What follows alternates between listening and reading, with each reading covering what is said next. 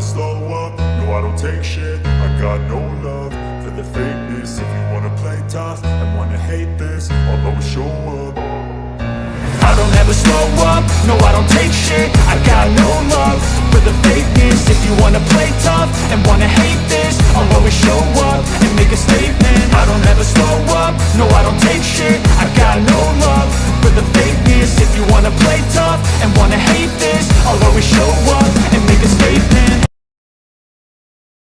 What's up? Welcome back to the channel. It's your guy Dan the Statement here with a new video. I went to my first AEW show ever, and we're going to talk about it. We're not going to talk about what the show consisted of. I'm going to talk about first what my expectations were versus to the reality of what I've got. I've been to many wrestling shows in this world. As a wrestling fan, I grew up at NWA WCW. I wasn't into WWE's gimmicks and their characters as much, but I resonated more with the realism of the WCW NWA era. That was just how I grew up. I should tell you how old I am. But I've been to TNA. I've been to ECW. I've been to WCW, NWA, Mid-South, WWF, and WWE shows. And how this compared was way different than what I was expecting. My expectations were small venue, which it was. It was at the Charlotte Coliseum, Bojangles Coliseum in Charlotte, North Carolina. And it used to be called the Charlotte Coliseum. And this was the house that Dusty Rhodes and Ric Flair built. This was their stomping grounds. Charlotte has always been a wrestling city. It always has been, always will be. But it was more known for its NWA, WCW influence than it was anything else. I've been to an NWA show. It reminded me a lot like this back in the day. The seats, believe it or not, were cheap. I took my son with me. He's 17 years old. I did go live on the Wolfpack Wrestling Podcast Facebook page, so you can see those videos and pictures there. I also kind of broke the internet with a couple videos and a couple pictures about someone who showed up, and I was only there for a little bit. As soon as I sent that out, my phone went nuts. I was expecting low lines, high-ass food, pricey food, and high-ass price merch, which that I got. Not those small lines, because believe it or not, this was a sold-out show. We'll get into what sold out really means here in a second, but it was sold out, which means I think they sold everything but like 20-something tickets is what was reported. And the only reason they didn't do those 20-something tickets because they put it on the last moment at the door. So general admission was like $20, no shit. That's for the high-end nosebleed section, which honestly, it's if you've ever been in this Coliseum, you would know it's a kind of a dome, like Coliseum arena. And even the nosebleed sections are not really nosebleeds. They're really not. You can see everything perfectly. You can almost hear everything that they say in the ring. It's just the reality of it. This was a small venue.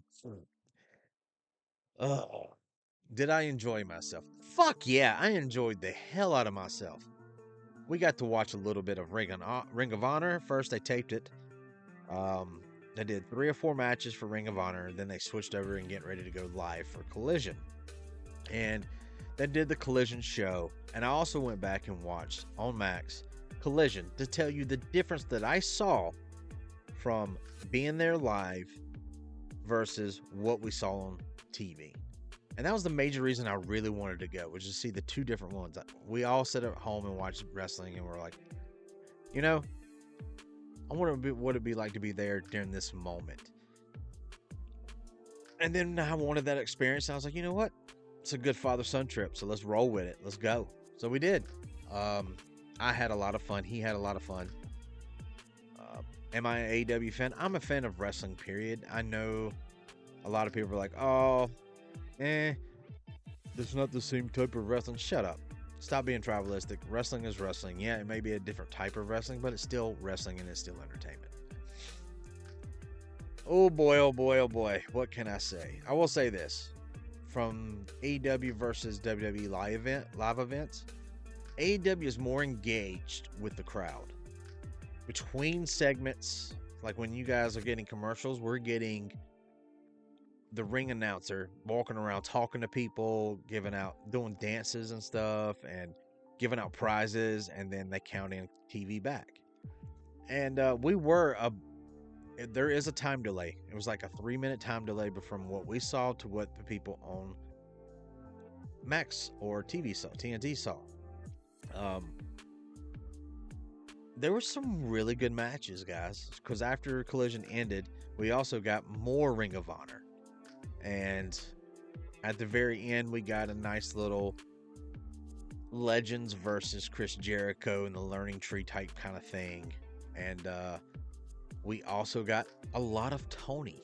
Tony came out a lot during the show, during the commercial breaks, during when they were switching stuff over, and he talked to the crowd. Vince McMahon never done that shit. Triple H never does that shit. I've never seen a company so involved with the fans.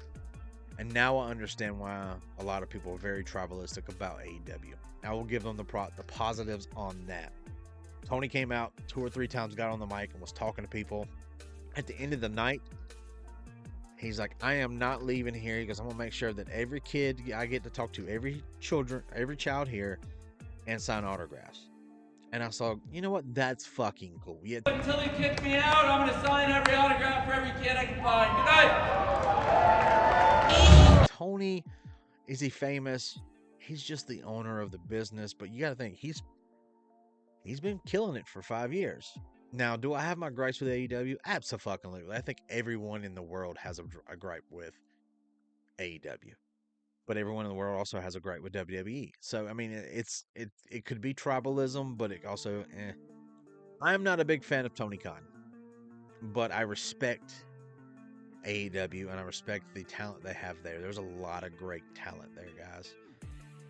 He did come out and talk to the crowd a couple times. I thought that was very cool. During commercial breaks, at a WWE event, they have returned to live TV, and it has a counter on the screen. AEW, no. The announcer, she was walking around talking to people, giving people mics, bringing people inside the ring, dancing, and all other this kind of good stuff. It was actually very entertaining during commercial breaks. I will say this, from going back and watching Collision on Max, from being in the crowd, WWE is not the only one guilty of piping in sounds of crowds. I was there.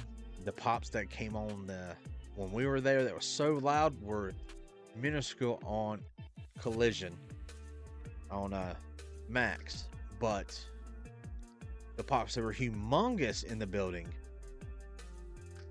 you didn't really hear that on Max. So I'm gonna kill that statement right here, right now. WWE is not the only one who pipes in crowd noise.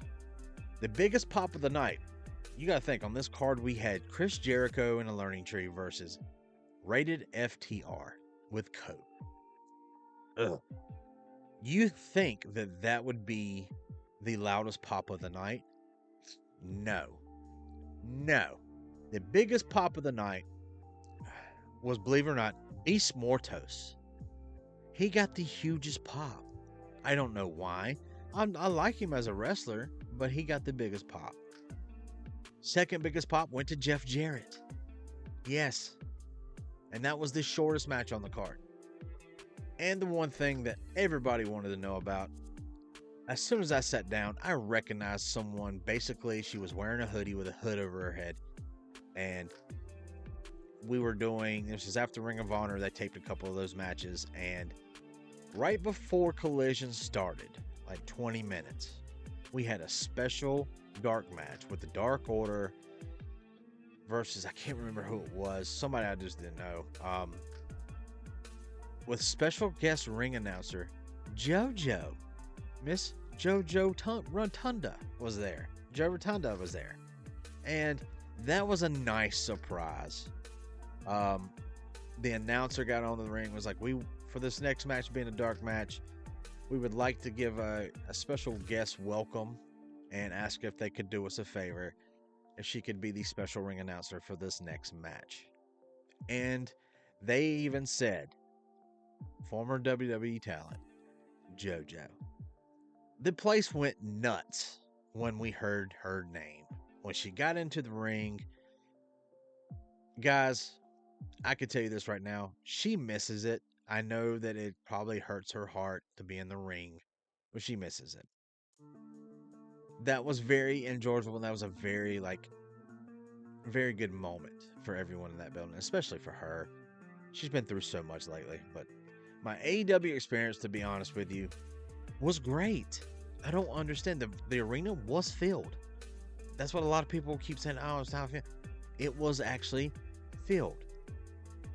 And these guys were hardcore AEW fans. Were there some CM Punk chants? Yes. Were there some I love you solo stuff going on? Yes. Yes.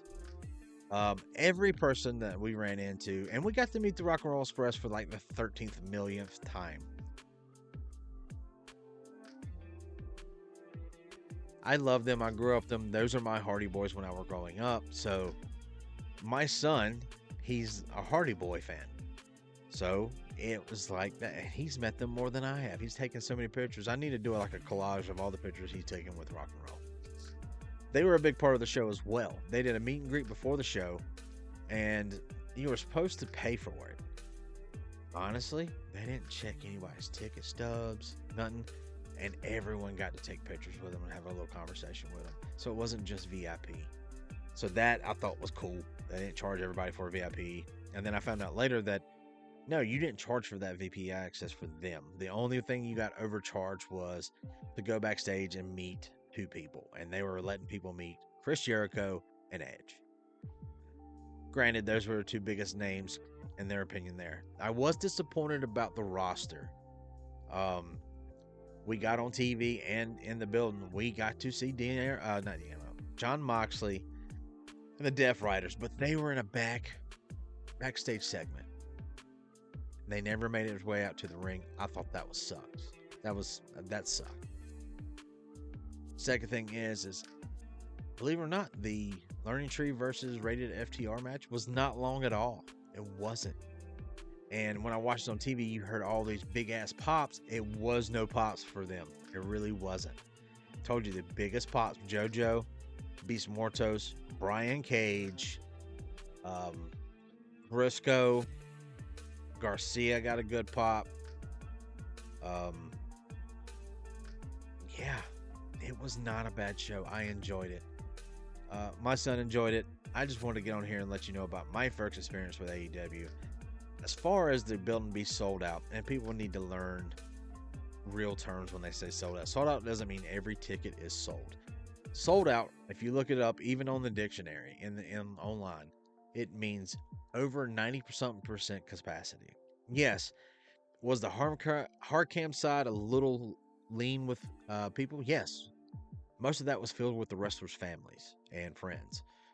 But the reason why they do that is because there's a lot of camera work over there. There's a lot of guys moving around on machines with cameras. So, of course, yes. And then half of the stadium was the AEW stage and ring. So, yes, technically, they didn't sell the place out completely if it comes by how many the place can hold. It was how many tickets they put on sale versus how much tickets were bought. That's sold out. Has nothing to do with the size of the venue, how much space the stage takes up, or the hard cam. It's about how many tickets sold versus bought. You know what I mean? Or sold versus available. That's what sold out means. There's a lot of people out there saying that AEW's crowds are going dramatically. Bullshit. Bullshit. It was packed to the max. Now, could that have been because the ticket prices were so low? It could be. It could be. Is it their lack of star power? Absolutely not. Absolutely not. They had enough people there. Was I disappointed with the people we had? No. We had a bunch of good people. Would I have liked to see more people? Yeah, I would love to have seen Kenny Omega, Switchblade, John Moxley in the flesh out in the ring. Of course I would. Darby Allin. But the people we did saw, they worked their asses off. Toni Storm had a great match. I don't know if it translated well on TV, but she was getting a ton of pops. She was doing good. That girl got all the cakes in the world. I'm just gonna say it. But there were a lot of good talent there. I got to see Leo Rush and his partner come out. That was a very exciting match. It was Rock and Roll Express came out. They are actually in the part of the backstage with the Death Riders. But then at the end of the show, Chris Jericho, after they lost, spoiler if you're seeing this now or didn't see this before watching it, he kept saying, he got in the ring, he's like, "You're all fired. I'm important, every single one of you, to Tony, and all you're gonna get fined and fired," talking to the crowd. The shit was hilarious. As soon as the show went off, we got Tony coming out, said, "Please don't go anywhere. We have more wrestling to come. We have a couple dark matches and we have more Ring of Honor." But after the show ended, like the last match, the place dramatically emptied out. By this time, it was around 10:30-ish. So yeah, I understand it. But Tony did say, "Please, you guys can move down. After all the ticket people get to sit down, and people are leaving. If you want to, you can come down."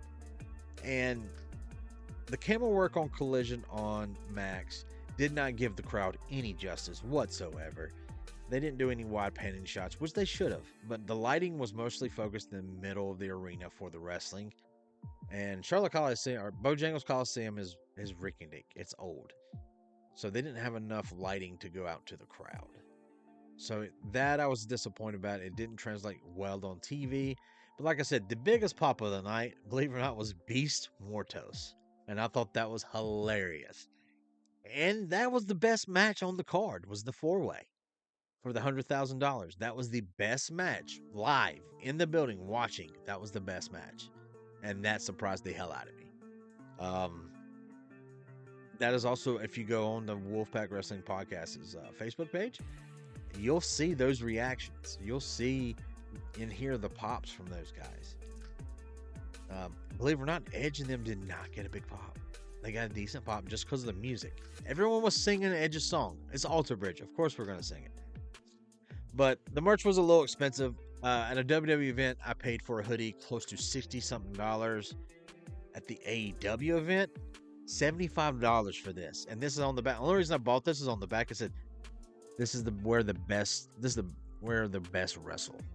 I was like, I gotta have that just for trolling reasons. So this is my only AEW merch, is I have this hoodie. My son bought the new Cope shirt. Cope. Not Edge. Not Adam Copeland. Cope.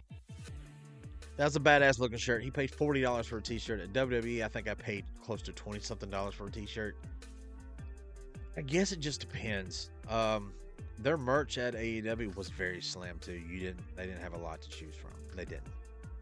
And the stuff that people wanted, they didn't have their sizes. And we're like, we just walked through the door. How do you not have this? You know what I mean? So there's that. But all in all, I gave it a 10. Live experience is way better in person than it is watching at home on TV. It does not do AEW justice. You don't see, and that was another thing that even my son said, and we watched Collision, like I watched it yesterday morning, is on TV it looks like they're moving really, really fast. They wasn't. All of them were very slow, calculated, very precise in the ring. Even the high spots, it kind of looks like they speeded up on Collision, or maybe we're just being too judgmental of it. I don't know. I will say this, the negative thing about the show, besides them not doing a crowd pam and the piping of the crowd noises, was we did not see some of our favorite people. And if you pulled into the parking lot, they had 3 tractor trailers. And on the 3 tractor trailers, you had Swerve, Kenny Omega. Yeah, so people were like, "Oh, we might get to see them." And I'm like, they're not on the card. Like, we looked on the card online. You might think that we would have got a dark match with the Death Riders versus Rated FTR. That shit didn't fucking happen. It didn't. Was I disappointed? No. I even asked my kid, I said, because he was worried because he doesn't watch AEW. And he's like, "I don't know if I'm going to know any people there." I'm like, "You're going to know a lot of people when you see them." And he did. He picked up on a lot of Leo Rush. He's like, I recognize him. Even at Ring Honor, the Maximum Male Models, they had a great match at the end of the night. That was a good match. And I was like, see, they're not that bad. I enjoyed it. Will I go again? Absolutely. Will I go to a Collision show? Probably not. The next one I'll probably try to get is Dynamite. But it was a good experience. I will say that. I know I've been rambling for a while, but to be honest with you, I had to get on here and tell you guys, like, look, the crowd memes, it's not true. The piping in of crowd is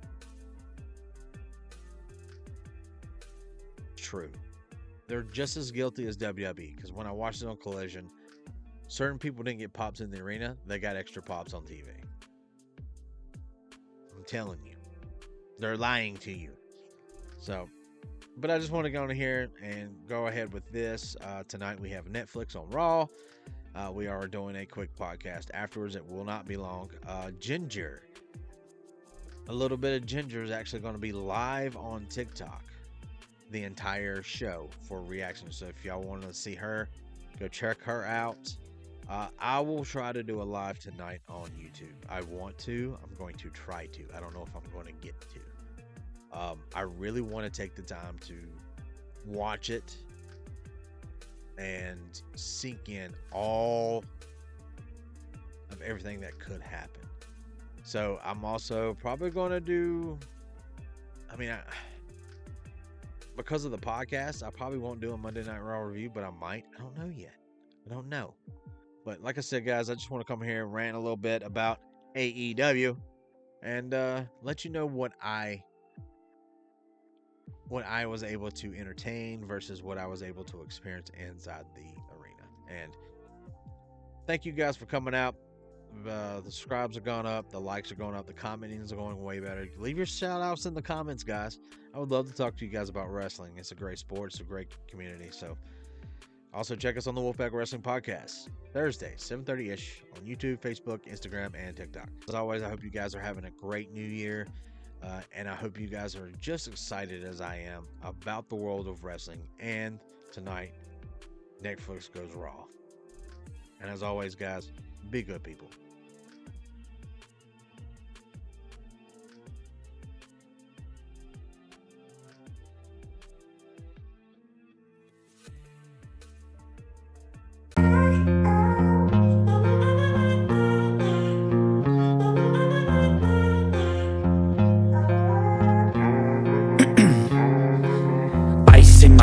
I've been driving this train, years in this lane, there's no stopping this flame. Cause I came to the game and I changed it to play how I like, rearranged it to my own domain. Yeah, I got what it takes, made lots of mistakes, taking shots, skipping breaks, feeling lost, feeling great, popping off, singing straight, never stopped, never changed. All the squad here to play and I've got something to say, yeah. I work hard each and every day, I get lost in the words I say. I don't push pause, no, I push play. I won't stop till I make a change. I withdraw on the things I make. I turn flaws into flawless traits. I build tall, never capped in space. I won't stop till I hear him say, oh, oh, la, la, la, la, la.